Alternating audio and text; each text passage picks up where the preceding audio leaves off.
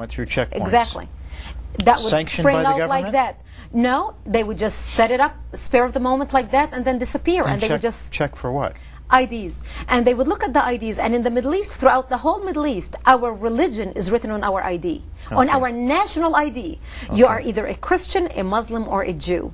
So when the Muslims would see that this is a Christian family traveling, they would get everyone out of the car and shoot them in cold blood. Oh, you're kidding. So it became known in '74 as identity killing. And the Christians became prisoners to our own towns and communities. By 1975, 1 year later, the world was not paying attention to what was happening. I was just going to say, where was the world's media when all of this is going on? The media was located in West Beirut, the section that the Muslims controlled and the PLO controlled. In his book From Beirut to Jerusalem, Thomas Friedman discusses how nothing came out of Lebanon without the approval of Yasser Arafat, because journalists were intimidated just like they are intimidated today in the West Bank and Gaza under the Palestinian territories, or in any other countries where the Muslims control. In 1975, the Muslims and the Palestinians, who happened to be majority Muslims, formed together Jaysh Libnan al-Arabi, the Arabic Lebanese army. And in the Middle East, the word Arabic is referred only to Muslims, not the Christians. Only today, through their PR campaign, they're trying to show that all Middle Easterners who speak the Arabic language are Arabs. That's not true. So they formed an army and they started massacring the Christians. And that's when our life... your family was a Christian Lebanese family? It was a Christian Lebanese family. We were living in South Lebanon at the time. The Muslims and the Palestinians surrounded our town to slaughter us, and we knew what our fate was going to be because we have seen and heard what they have done to other Christians in Lebanon, Christian towns. As the Muslims tried to take over the country, they took over the military bases and broke the military. And then they started going into the Christian cities and towns and massacring the people. They would walk into our bomb shelters. All of this under the radar, so to speak, of all the news media. The news media didn't care.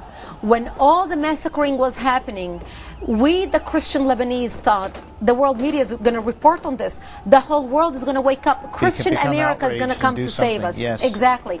Rome, the Pope, the Vatican is going to come save the Christians. Mother France, we used to call Mother France because we got our independence from France, is going to come save the Christians. No one paid attention, while the PLO was funneled to the tune of millions from Arab money, the oil wealth being pumped into the PLO, as the Arabs used the PLO as pawn, as a propaganda campaign to kind of basically distract the Arab population as to what was happening in their country and focus on the Palestinian issue as a thorn on the side of Israel. I think today the West is waking up to realizing the barbaric side of Islam that is perpetrated by the so-called radicals that is now becoming mainstream Islam throughout the world. You know, that's a good question. When you talk about so-called radicals and people, you know, from President Bush, President Clinton, Condoleezza Rice, Tony Blair in Great Britain, all of these people are political leaders of the West, so to speak, are painting a picture of peaceful Islam, loving Islam, that the acts of terrorism that we see taking place in the world today that you're describing here on the program for us are actually some kind of blasphemy to Allah and Islam and what they really teach. I mean, where's the truth in all of this?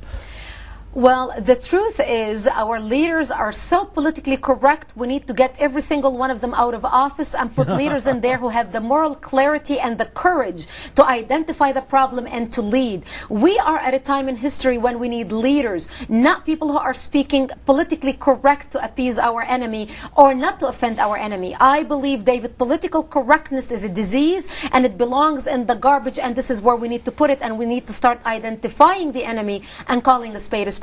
And I believe instead of our political leaders appeasing the enemy and trying to suck up to the enemy by not calling the true problem that we are facing, I think they need to call on the carpet these so-called moderate Muslims who do reside in the Western world, who are the respected lawyers and doctors and engineers and leaders of Islamic organization, and call them on the radicalism that is done in the name of their religion. Where are the massive demonstrations in the Western streets, be it in Australia or in America or in Canada or in Paris or in London, basically sending a message to the radicals in the Middle East, condemning the terrorist organizations by name, not giving us some empty rhetoric about we as Muslims condemn this action?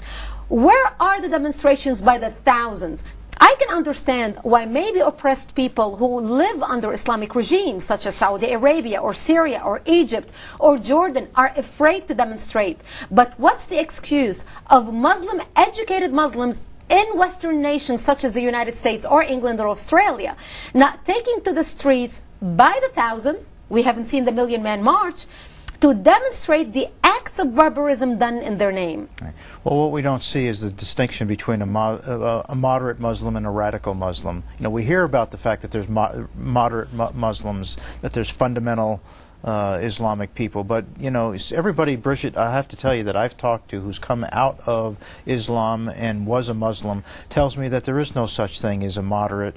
You either believe and practice the Quran and the teachings of Islam, or you don't. I mean, it's just like Christians today. There are many people who consider themselves Christians in this country. Do they really follow the teachings of the Bible? Do they really live their life out for Jesus Christ? No. Are they sold out to the Lord? No. Would you call them moderate Christians? Would you even call them Christians? I don't want to get off into that theological question, but the same thing's true in Islam. You either are or you aren't. Exactly.